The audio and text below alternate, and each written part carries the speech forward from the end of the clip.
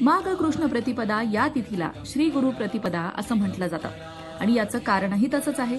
भगवान श्री गुरुदत्तांचे द्वितीय अवतार श्री नरसिंह सरस्वती स्वामी महाराजांनी याच पावन तिथीला शैल्यगमन केलं होतं। गुरु प्रतिपदा या दिवशी नरसिंह स्वामी सरस्वती महाराज कर्दळी वनात गुप्त झाले।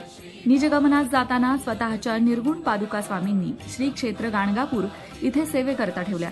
गुरु प्रतिपदेचा उत्सव श्री क्षेत्र गाणगापूरला खूपच भव्य दिव्य स्वरूपात साजरा होत असतो। अगदी देशाच्या कानाकोपऱ्यातून अनेक उपासक, संन्यासी आणि भक्त मोठ्या प्रमाणात इथे दर्शनाला येतात। श्रीचरणी अभिषेक, पूजा, नैवेद्य, पालखी अशा सेवा करतात। देववाडी सोडून निघाल्यानंतर दुःखी झालेल्या 64 योगिनींची समजूत घालताना स्वामी महाराज म्हणतात की जे कोणी भक्त तुम्हा योगिनींसह आमच्या मनोहर पादुकांची मनोभावे पूजा, सेवा करतील त्यांना इच्छित गोष्ट नक्कीच मिळेल। भगवान नरसिंह सरस्वती स्वामी महाराज शल्यगमनापूर्वी आपल्या भक्तांना अभय वचन देताना म्हणतात, कल्पवृक्षा ते पूजोन यावे आमुचे जेथ स्थान, पादुका ठेवितो निर्गुण पूजा करावी मनोभावे।